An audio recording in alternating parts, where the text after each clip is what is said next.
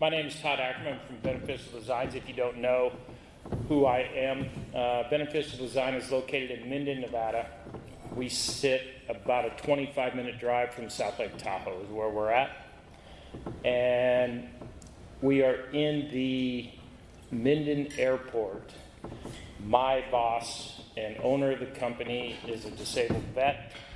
He drives, he flies, he kayaks, he skis. He's a Paralympic gold medalist.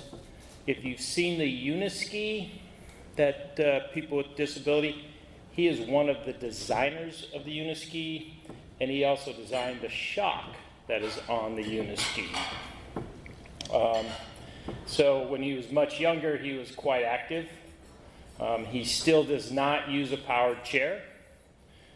If you would ever see him in a powered chair, it's quite funny to see him in the office when he has to be in one because he can't drive them. So we're going to do this training, this presentation, which is a little different than normal. As with all the trainings we have, the greatest barrier that most people get to when they come to a trailhead is there's lack of information at the trail. Or they can't find information about a trail. I mean, there's places we were in Alabama, all they had was blue trail and an arrow. That was all they had, or the yellow trail, or the white trail, that's it.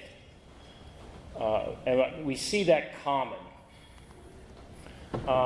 The need for trail assessment, well, if you're a federal national park, it's something that is required by law. But everybody benefits from it. But the biggest thing is having objective trail information that is out there. You know, we really push, it doesn't matter if we do the work or you do the work, but if you're in a park system, to display your information all the same way at every park, so that somebody can go to, you know, in my case, I now live in Montana, so if somebody comes to, when they don't have any, but if they'd come to Glacier National Park or to Yellowstone, their information would be displayed the same. They'd be able to find the same type of information at their trailhead. So we have two types of assessment. The Universal Trail Assessment process, which is UTAP, is all done by hand. It's probably the cheapest way to go, and it takes a little bit more people. 2 at the minimum, 3 is great, 4 is wonderful. I had one gentleman told me he picked up 7 miles by himself, and that's by putting out a tripod, walking back. So in other words, he walked 21 miles to pick up 7. The high efficiency trail assessment process is the CART. It is a one-person operation, and once you get it down, it's a whole lot quicker than doing it by hand. Plus, there is less human error, as in with the UTAP, you're writing everything down by hand. You got to go back to the office and then put all that information into a program. Where with the CART version, I get done with the trail, pretty much all my data and everything I need is to send out what we call a TAI with trail information. I'm probably 90% done. I have a little bit of the back end work to do, but it's pretty much done for me. Assessment and compliance inventory. So you can pick up anything you want on the trail, as much or as little. And you know, if you want all the benches, you want all the signage, or if you just want strictly what's in the trail. It's up to you, it's up to your entity to decide that.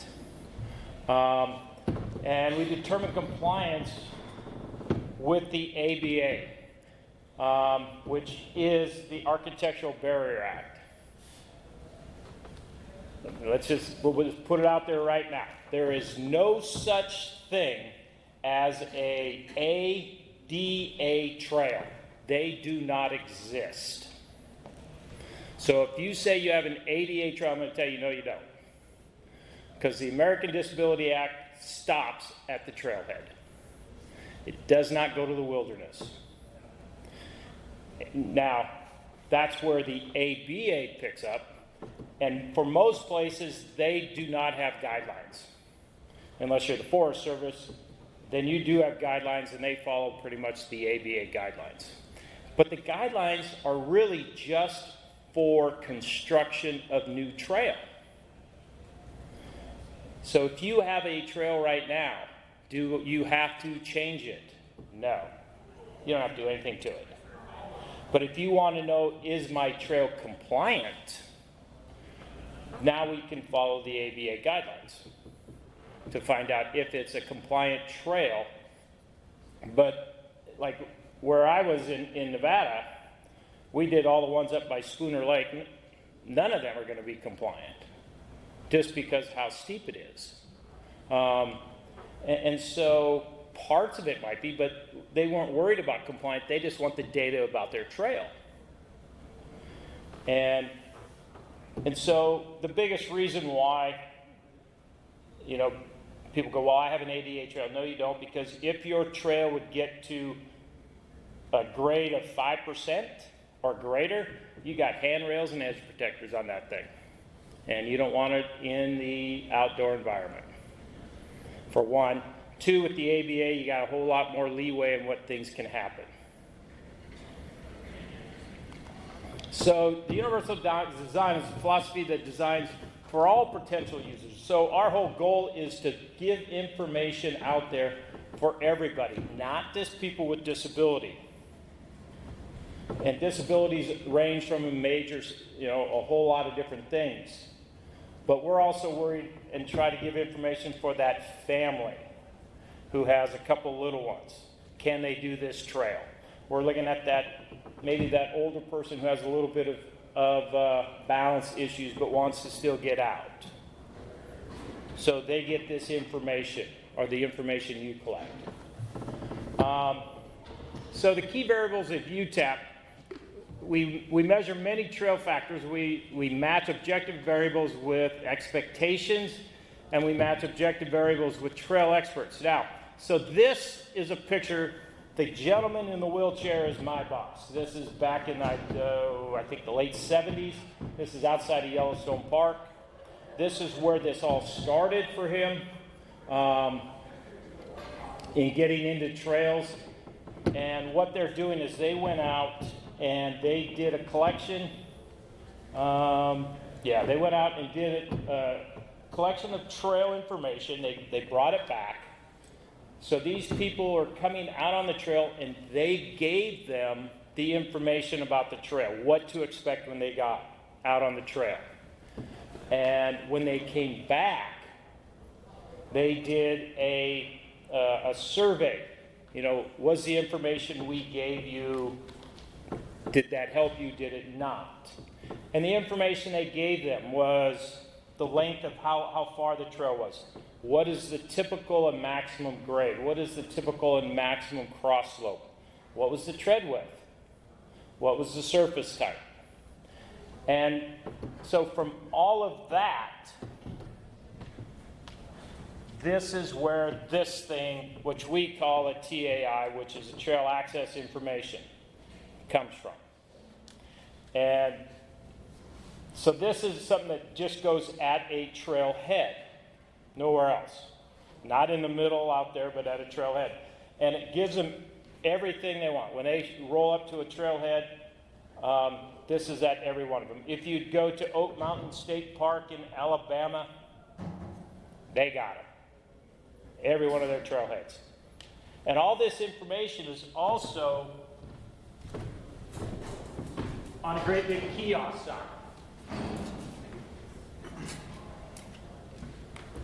To give you an idea what that is, that sign is made out of compressed cardboard. It's made in, and it has a 10-year life guarantee for color. So it's actually very durable. So what type of information do you display in the trail? Well, if you follow what should be there, what is by best practice, you should have the length of the trail, the grade of the trail, the width of the trail, surface, cross slope, you do not have to have features and facilities. You probably should have that maybe on your website, but it doesn't have to be on a TAI. So type of paths that are out there are shared use paths, urban. They all can all have a TAI if you want them. Neighborhood connectors, recreational trails, front country trails, back country trails, narrow trails, single tracks. Okay, I've never done snow, I'll be perfectly honest. It doesn't make sense to me. My luck, I would do a trail and they'd get another foot dumped on it the next day. But I did have one gentleman who does maintain snowmobile trails, and they talked about they could do it. But, I mean, you can. I don't know how you're really going to do snowshoe trails. This thing does not roll very well in the snow. Snowmobile trail, as long as it has tracks, state parks, day use places. Motorized, you know, we had it on a quad. The only problem with the quad is it has shocks. But on a motorized, is it going to matter that much? If you really just want to try and get what this road does. Probably if you're off a couple degrees, it's not going to matter a whole lot to them. Outdoor recreation access routes, which are routes that go from the campsite to the bathroom, the campsite to a playground, if it happens to be in a campground area. Path of travel to recreation facilities. Surface, we pick up firmness and we pick up surface type when we do our collection. Features can be picked up by their location, which is automatic when you stop and pick it up because it has a GPS point. The type you got to put in, you can describe it, you can measure it, and you can say how many there are. You do have to put, the location is picked up automatic, the type is automatic, you got to put the type in, but you don't got to describe it, you don't got to measure it, you don't have to tell how many there are. But those are things you can do. So if you have, 5 picnic tables and you just want to pick up, there's picnic tables, there's 5 of them here. So feature, if we take a look at this as an example, this scenic viewpoint, you're trying to figure out, well, how many features would I pick up here? Or what's the possibility? Now, it all comes down to what you want to pick up. But in my case, I'd say there's possibly 4. There's the bench, there's the information, there's the fence, and why are you there? There's the view. But that all comes down to every entity. They may just want, well, we don't care, we just want the bench. Okay. So here's what that sign, that TAI, that's what that thing that's coming around right now looks like. Now, as I said, my boss, he's a disabled vet. We put the American flag on it, and I'll tell you right now, not because we're patriotic. Any idea why? Yeah. Vandalism. They don't get shot. And now, not saying they never will, but very random do we come across one of these things that's been shot or even vandalized. Now, when I lived in Nevada, I lived about a quarter mile from BLM land. Great big sign, had American flag in the wood, and it had been there for a few years. It had one bullet hole in it.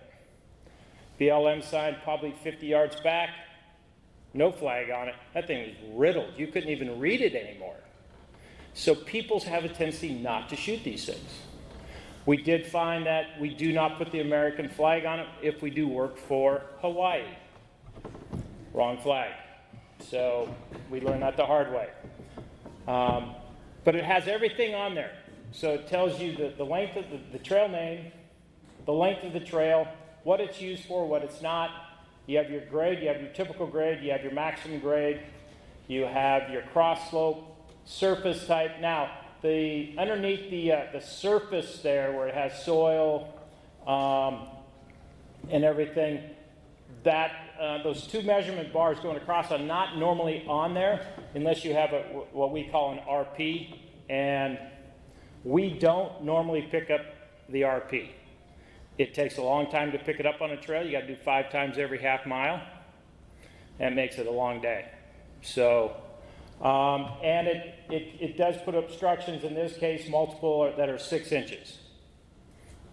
And so, you know, the only thing, and that the one that got passed around, and even this one, is if you saw this out there the way it is right now, this is a non-compliant TAI. And the only thing on this thing that has to be compliant, if you use something like this, is the name of that trail. It has to be at least 5/8 of an inch. That is the only thing. So we have started putting them down the side. Because, I mean, we got some trails that got some real long names. Let me just leave it there. And so that's the only thing. Nothing else has to, nothing else has to be compliant for signage. So here's a panel map. They are color coordinated. We color coordinate the trails normally. If we do them, yep, I get it. You got somebody who's blind, I understand that. But there's not, you know, I guess we're trying to go to the masses. We have, well, could you put Braille on it? Change the Braille for it? Yeah, we could, but it's, you know, everything, if somebody wants that, yeah, we can probably do it, but I hate to say it comes down to the almighty dollar. How much you want done is going to change that price. That's all the trail information is there. The name of the trail, the length of the trail, typical grade, maximum grade, typical cross slope, maximum cross slope, tread width, surface, everything's there. And it goes on every panel map. This is another one. Same information's there. Who benefits? Everybody does. It doesn't matter if you have a disability or not. Anybody who walks up to a trail and can figure out or can look at what I am getting into, you know, good for them. They have this power. You can decide. And you know, we're trying to, I'm going to go back here. If you take a look at this, underneath grade, and it's only underneath the grade at the very bottom, says 8% grade is a standard ramp. So you go into any business that has a ramp, the max that is 8%. So we're trying to educate people, informing, well, I know what a ramp is. This has a typical grade of 2.6, pretty flat. So I should be able to do this. But now if I come to one where the typical grade is 9, now maybe I better rethink if I can do this or not. Maybe I can. But you also think, I got 2 little kids with me. I'm going to be carrying them. How bad do I want to carry them? Or, you know, so we try to educate as we don't say this is a black diamond trail. We don't say it's a hard trail, a moderate trail. I mean, if you want to with your information, go right ahead. It's not something that we do. So user benefits from TAI. We try to be consistent information. That's what we want to give people. Increase independence, safety opportunities. You know, if somebody can come to a trail and they know they can do it, they enjoy it, you know they're going to come back. Responsible and informed, we're trying to get them to be informed what they're getting into and what the actual conditions are. Granted, you can keep the actual conditions more upgraded on your website than you can at the trailhead itself. Assessment and compliance inventory, existing facilities. Determine compliance with existing ADAG or develop outdoor recreation facilities. Create a transition plan. If you got over 50 people, you got to have a transition plan. This helps you have your transition plan to do this. So this number is a little low. We probably are closer to about 2,000 individuals trained in federal, state, and local. U.S., Canada, I think I've trained an individual from Brazil, Japan, Transylvania. I think that's about it. Mexico. We're in a lot of different places. Every province in Canada has a cart and a single wheel. The National Park Service, I've been to 5 national parks in the last 2 years. I just came back from 2 national parks in Utah. Now, they didn't buy the equipment, they had the equipment. I went and did the work there. But so, I mean, this is kind of outdated too. We're all over the place now. So, when we get into trail collection, so all of our trails are divided into segments. And so a segment goes from an intersection to an intersection. That's a segment, or the starting point to an intersection. That's what we call a segment. We always measure best path to travel. And like I tell people, we measure where you're going to walk. If you got kids, not where your 5-year-old's going to walk, because they're going to walk someplace that's not supposed to be. We find the typical measures for all stations. We record stations where extreme condition occurs. Now, we don't go searching outside the best path to travel for extreme conditions. We're not trying to get an outlier. So the biggest thing is we measure best path to travel. And what it really looks like is that. And at every intersection,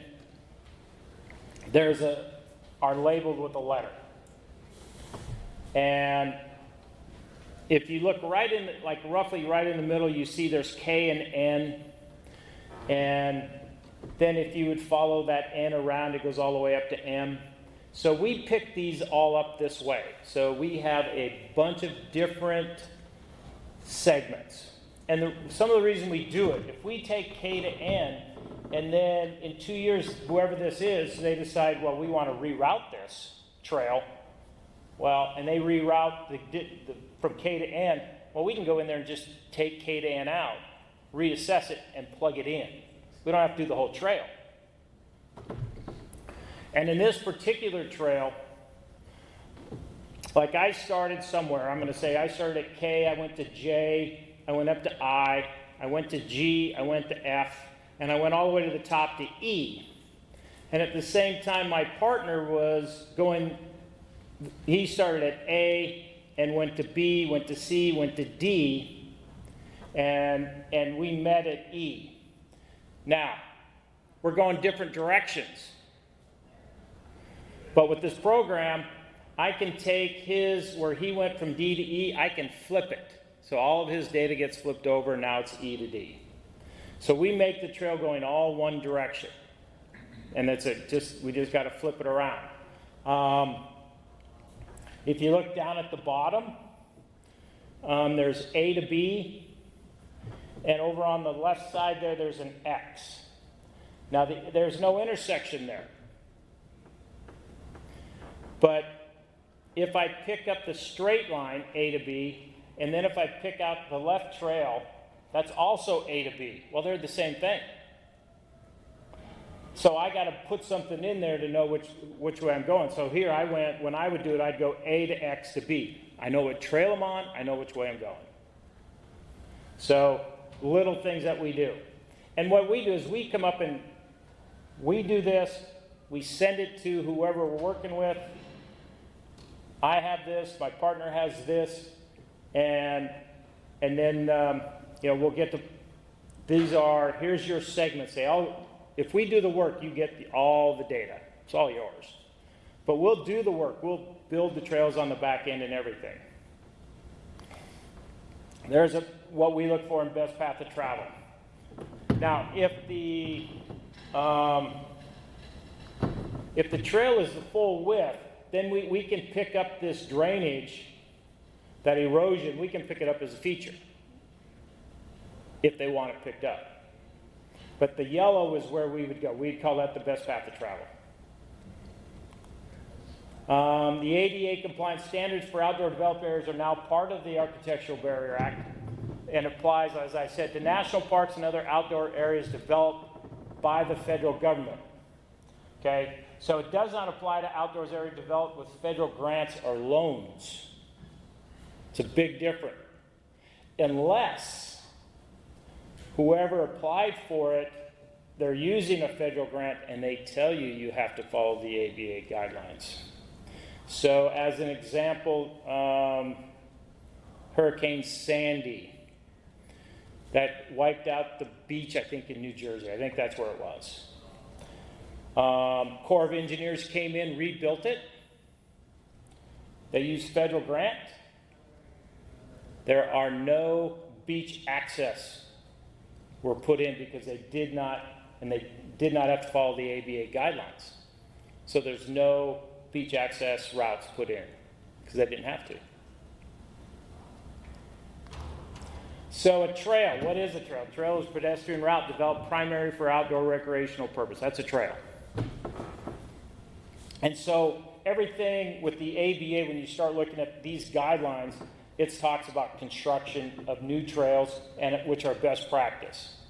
Now, theoretically, the state of Washington, if they don't have any guidelines, they can just build trails any way they want. But at some point, it's going to come down to the state. It's going to come down to locals. It's going to come down to you. So this is if you're building a trail. The grade of 5% to 8.3 for 200 feet max. That's a ramp. 8.3 to 10%, 30 feet from 10 to 12, 10 feet. That's it.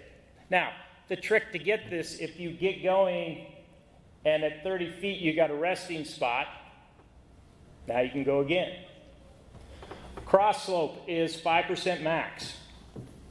That's with the ABA guidelines. Now, if it was technically, and I lost part of this, it says unless concrete, asphalt, or boards, then it's 2%.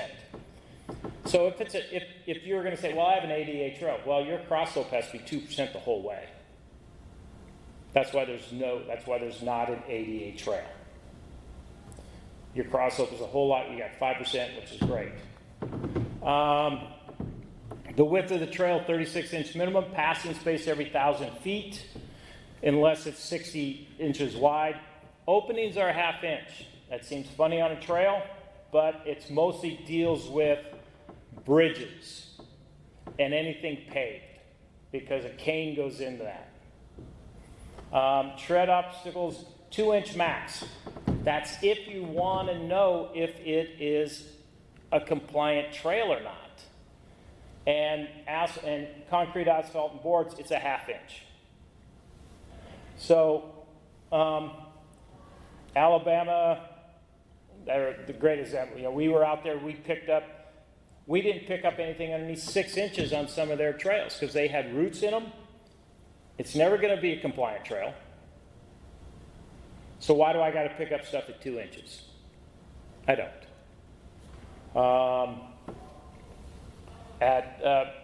Even Rocky Mountain National Park. I mean, our trailhead was at almost 10,000 feet. It was mostly rock. We didn't pick up. I think we went almost to 6 inches there too, and it was still a lot of pickup.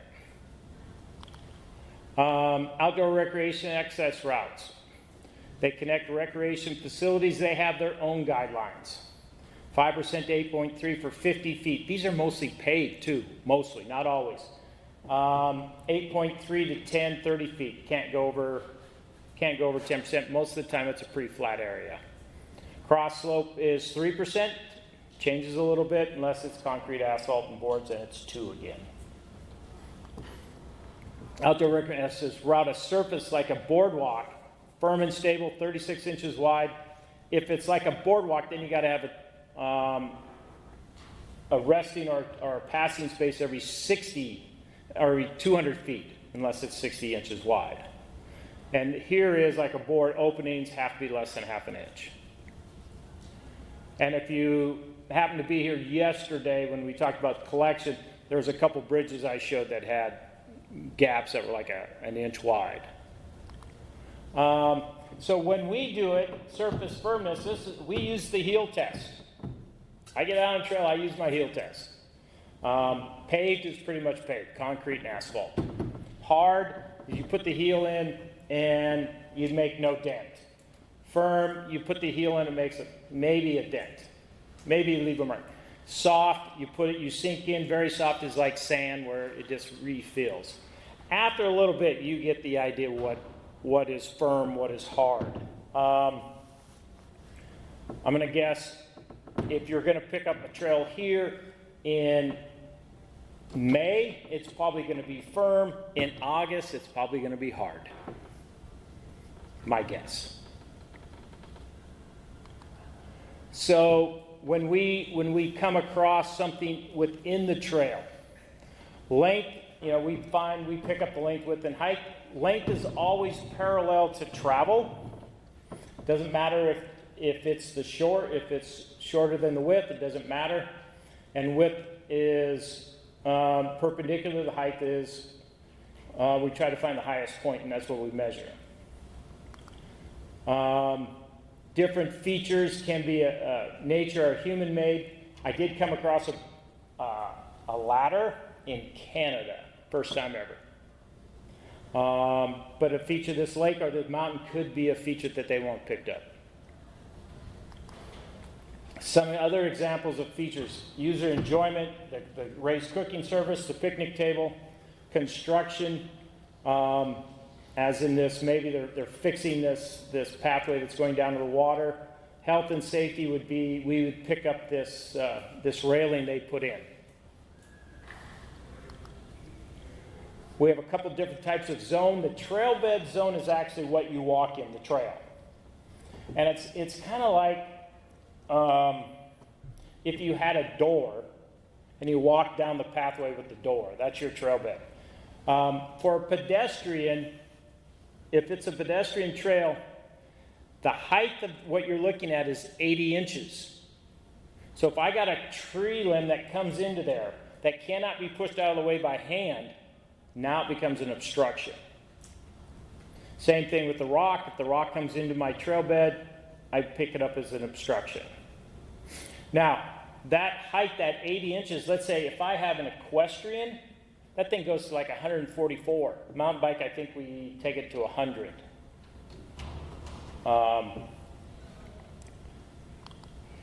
And so the visual field, is anything outside that that's easily accessible. So, if I'm going down the trail and I got a bench right here, okay, if they want, I'll pick it up. But if I got a bench that's 50 yards away, I'm probably not picking that up. So and it all comes down to what the entity wants. So what does our screen look like? And now we're going to talk a lot about the HETAP and the automatic system. So we have tilt, we have data collection, and we have a database that we always pick up. Databases are really simple to create. The system does it. And we pretty much tell everybody, if you are the state of Washington, every park should have its own database. You should never mix them. The cover sheet, it talks about, that's just the information about it. It can be done anytime. It can be before or after you go out. It doesn't really matter. The trail screen, you type in the name of the trail. It also has a cover sheet, and this is where you tell on the bottom what it's used for. On the left, hiking, bicycling, dog on leash, photography. Stuff on the right is what it's not for. So you can't have motor vehicles, equestrian, and hunting. There's some stuff on there that are, ice fishing. It's like, really?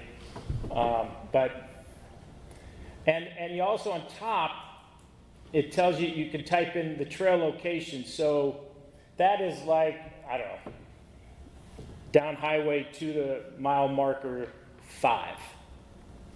You're just trying to give them a location. And this is the segment. Now this is, the program automatically produces one. But this is where we put in A to B, B to C, C to D, D to E. This is where we add, and so I know what segment I'm on. It also has a cover sheet. Now the third line down is the most important in the form of, this is where you start. So if I would come and do a trail, and if somebody bought our equipment and 3 years later they're going to do the same trail, they can go and look at that information and they're going to start roughly in the same place. Because we don't want a bench that I picked up 200 feet down the trail and a bench that somebody comes in later, and the bench hasn't moved, is only 50 feet down the trail. Because we didn't start in the same place. We want to start in the same place. And we put in this information. These are our drop-down boxes, design tread width. If we know what they are, the trail was 36 inches wide. And the vertical clearance height, that is at 80 inches. This is a pedestrian trail. We're looking at obstruction height, minimum clearance height. Most of the time they're the same. If we know when the last rainfall was, the temperature than when I went out. I mean, because if it rained 2 days before I come and do it, it's a whole lot different than it raining 2 months before I came and did the trail. And so this is what the screen looks like. So everything in yellow on the left side is the previous station. So the tread was 48 inches wide, it's hard, it's gravel. I'm at 6,628 feet. My grade is negative 7.1, so I'm going downhill, and my cross slope is 0.7. Everything in green, the middle, is my current. So the trail went to 36 inches. It went soft because it went into sand. I'm at 6,040 feet where this happened. My grade now is 4.9, so now I must be going up a little bit, and my cross slope is 2.6. And every time we record, we take a picture. And you got more pictures than you know what to do with. I'm going to tell you that much right now. You have a GPS point. This one is not a very good approximate error of 47 feet. This is a little bit older screen. The other day, Tuesday, when I was in Utah, my approximate error was 3 feet on my GPS. Okay, now, if I get underneath something, will it throw it? Yeah. But, that's why you have this, your GPS, not your GPS, your GIS person, they can pull those points back and put them on the trail. The cart, it's automatically set the bottom left in the forward position, but if I hit backwards and pull the cart backwards, it still continues to add because I can pull the cart up steps. So it continues to go forward in my distance. This is a feature page. So in this case, it's 6,640 feet. There was a rock in the trail. Sometimes we put what it is, sometimes we don't. It's in the trail bed, in that zone, which is huge because the next line down, the remaining tread, how much of the trail is left that someone can go on. Now, if it's in the visual, that doesn't light up. And then we can measure it, length, width, and height. I have to go over, I'll take a picture of it, and I'll record the feature, and then if it happens to be another feature there, I can record the feature at the same time, or I go back to stations and I go on my way. So, different ways to display your information. Here's part of that's on the Pacific Crest Trail. It's 1.1 mile. You have elevation change of gain of 427, I think it is, and loss of 82. You have your typical grade, your typical cross slope, tread width, surface. The surface is soil, and this one says, I think 100% of it, the trail is hard or better. Now we don't know, that's what they're putting on there. And then on the left, they tell you what it's for. It's for hiking, dogs on leash, no bikes, no equestrian. And they have to do this if you've never been on the Pacific Crest Trail. Parts of it you can have bikes, parts of it you can't. It's like the Tahoe Rim Trail. And part of the Tahoe Rim Trail is part of this. And then it tells you hazards, like there are 30 steps in this segment. There are rocks that are 12 inches and roots that are 6. This is more of a website page that they do. Here's once again a TAI. You can put QR codes on them. The biggest thing that we find with QR codes, or we can put them on there for you, or you can put them on, is you got to have someone who maintains them. You know, if we make the sign and we're just putting the QR code on it for you, you still got to maintain that thing. But there's a park in Phoenix, I believe we did, a city park, and they have QR codes, but they have an individual who maintains it every day. It's some, this section of these trails are closed for maintenance or whatever it is. They have somebody that does it. Here's an example of the data. This is grade. So this is the Van Sickle Trail. It's up at South Lake Tahoe. It's at the south end. It starts on the left side, and it goes on the right side. It goes all the way up to the Rim Trail. So everything in pink is greater than 12% grade. And everything in yellow is 8.3 to 12. The teal is everything less than 8.3. So, will this trail ever be compliant? Not in a million years. But this is what your GIS person can do. So they can go out and, if you have a typical trail, this has a lot of rock, but if they want to go out and they can click on a point or a color, and it'll tell you everything about it, and then it will, if you have maintenance people who have to go out and they want to find, okay, this is where we got to go repair, because this is kind of extreme. Cross slope is done the same way. It's 3 colors. Everything in teal is less than 2. Everything greater than, in pink is greater than 5% cross slope. And it's the same thing. You can use it as maintenance for your maintenance people. Tread width. So, everything in pink. If you really wanted to, you could take this, go, hey, everything in pink here, we got to make at least 60 inches wide. Okay, on this trail it would be kind of difficult. But you get the idea that that some of the trail is greater than 60, some of it is 36 to 60, some's less than 60. And here's another one, it's surface type. The teal is firm.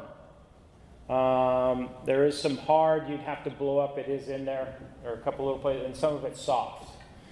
A lot of the hard stuff are rocks. If it's firm, it's probably natural soil. But this is what your GIS person can take that information you collect and start doing layers with it. Here's a point where everything we put down, it comes down as points, and then our GIS lady makes the line. So every point, I don't know which one they clicked on this, but everything on the right side is that point. I think it's the red one up on the top, on the left there. But the cross slope is 3.8, the grade is 1.9, the tread width is 60. This segment was 28.2 feet, I think. No, 14.3, sorry. And so once they click on a point, and it has longitude, latitude, and it has everything that tells about that point, then she goes in and creates the lines. It's like, so I'm in Dash Point by Gig Harbor doing that park. And what I do is I collect the data, I send it all to my GIS lady. She sends it all back to me on a map. And because I don't want to miss anything. I don't want to miss a trail. And on her map and the data I sent, there was like one trail that was not picked up. And she goes, you missed a trail. And I go, no. I spent all day out here. And And I go, I'll go back, but I know this trail doesn't exist. And it did not exist. It was an older map that was one that they wanted to build a trail, but they didn't. And so it's like, nope, that trail is not there. I've been out there. But we found, the data where my data went was the trail by the same name. So they rerouted everything and didn't really create that trail. But it's just a safeguard on our part. Because I don't want to have to drive all the way back to pick up 50 feet of trail. So where would we pick up data at in this case? I'm coming, it doesn't matter if I'm doing it by hand, if I'm doing it with the cart. In this case, I'm going to say with the cart. If this is a dry creek bed, I'm going to roll my cart onto that rock. I'm going to change my surface to hard, and I'm going to change it to rock. I'm going to collect a point. I'm going to roll across, and I'm going to get back to the dirt. And I'm going to change it back to dirt. And I'll take another point. The stepping stones on the right I'd probably pick up as features. And then I would start going up that hill, and if I had a major change in grade, I'd probably pick it up. If not, then I'd get to the top of that hill and pick up another spot. Now, if it was water, if I could roll my cart into it, I would roll my cart into it, and I would change it to very soft. I'd change it to water, roll across, do exactly the same thing. Now, if it doesn't, if it's too deep, I can manually enter data. And you really can't see it, but the little orange one down here is one in which we do manually enter data. But it goes right into the program, so when I get done with the trail, pretty much all that trail data is in there. I have to put in the distance, I have to put in the cross slope, I have to put in the grade. I have a puck on there that picks up my GPS. I take a picture, and so everything else is the surface type, surface condition is already put in.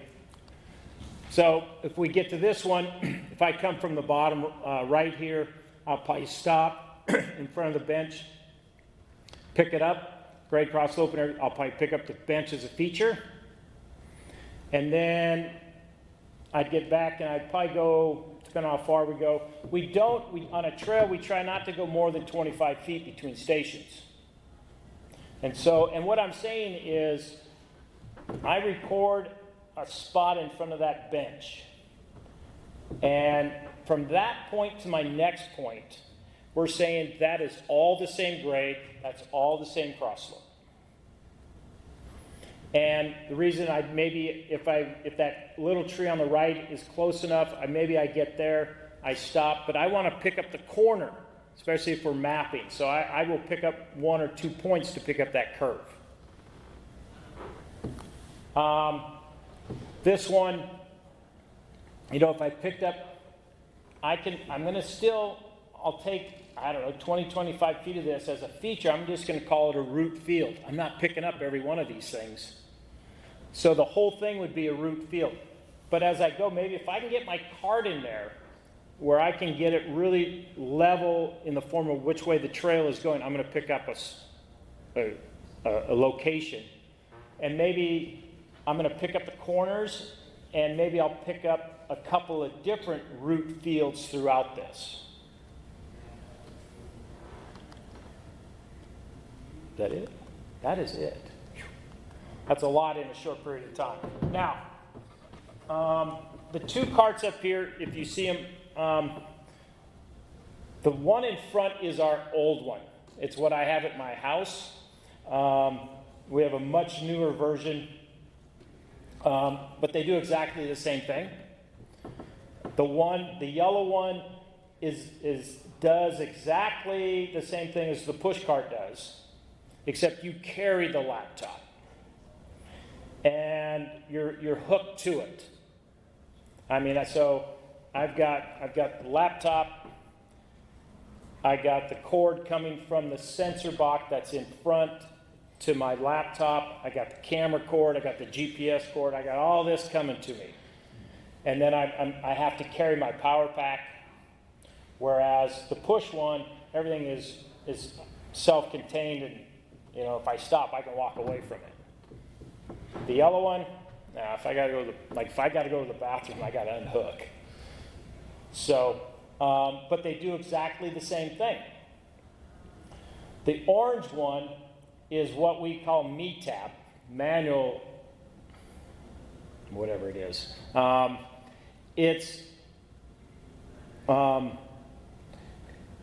We still use a tablet. I use my tablet, but I'm not wired to it at all.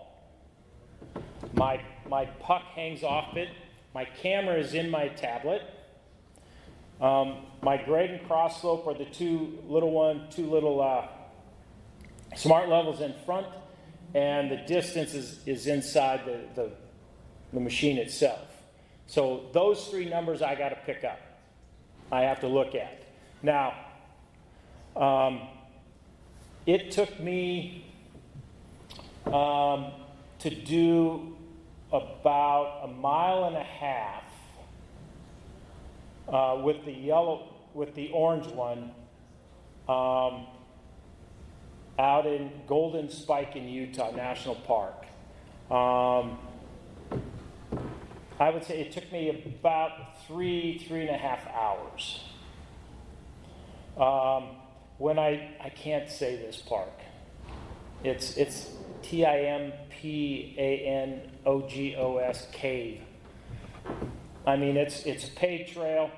It's 1.5 miles, and most of this thing probably is at 10% or greater. And it took me to do that because there's a lot more features. So if it's feature heavy, it takes longer. It took me, when total time, probably close to about 4 hours to pick that up. Now with the cart, is it a lot quicker? Oh yeah. But you know, the cart's also a whole lot more expensive. But when I get all done,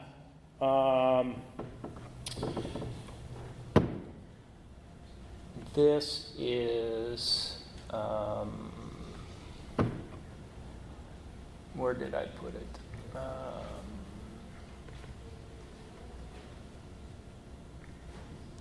No, I don't want that one. Oh, yes. Let's see if this will pop up.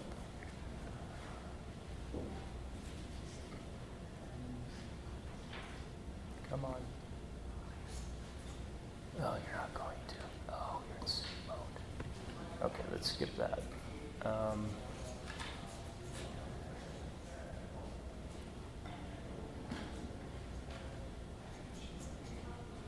As long as this doesn't take too long. Yes. Okay.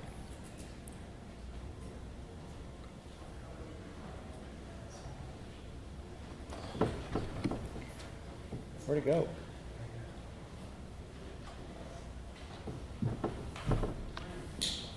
I think when your screen times out, it turns off the projector. Really?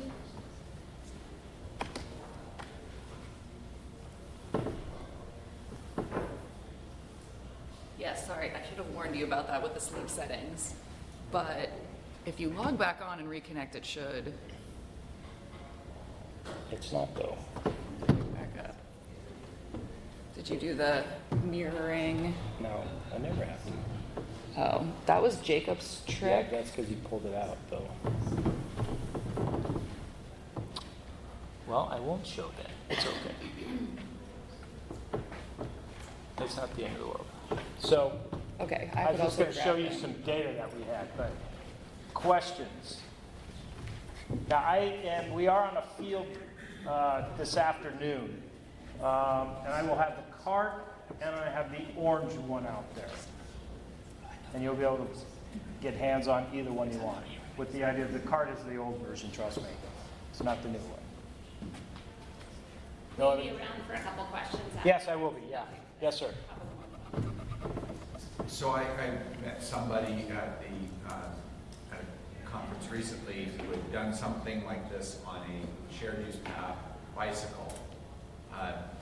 And, you know, it occurs to me, it sounds like you're doing this work because there are requirements from Forest Service and the others that they know about their trails. Why is that not the same on our shared use paths, which are supposed to be ADA? Now, you gotta be careful with that, because there are shared use paths that you don't want them to be ADA. You don't want to share, because if you have a shared use path and you're gonna say this thing's ADA, as soon as that thing gets 5%, you gotta have handrails. Right. And so we pick up shared use paths, but we pick up using the ADA guidelines. So we pick up 1/2 inch instead of 1/4, because if it's a sidewalk, it's 1/4 inch strip. The cross slope now can be 5% and not 2. And so that's what if we pick up shared use, and we pick up a lot of them, we follow those guidelines. So you mentioned ADA transition plans. Mm-hmm. So I mean, I would think that working with the DOT would be hiring you to say there's shared use paths in our right of way, whether we built them or not, and we will have some liability for them whether we built them or not because it's in our right of way. You know, I think it comes down to whoever owns them. Interesting. I'm not sure. Owns and operates. There's Who owns it? Yeah. distinction there. Anyway, I want to bring your information back to the DOT. Yeah. I don't think we do anything like this.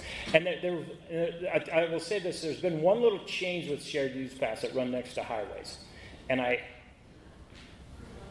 can't get them to, and I talked to a friend of mine who's so much into it, and they have a hard time understanding what they came out with, the Department of the Access Board. So we're trying to get it so someone like me can understand this thing and what they're saying. But for the most part, as soon as that shared use path, you know, it's not a sidewalk, so it doesn't follow the ADA guidelines. And plus, if that path turns and goes away from the road, it's no longer. So, And all of our guidance in our design manual is all paths must be built to ADA. they could build them that way, but it's Yeah.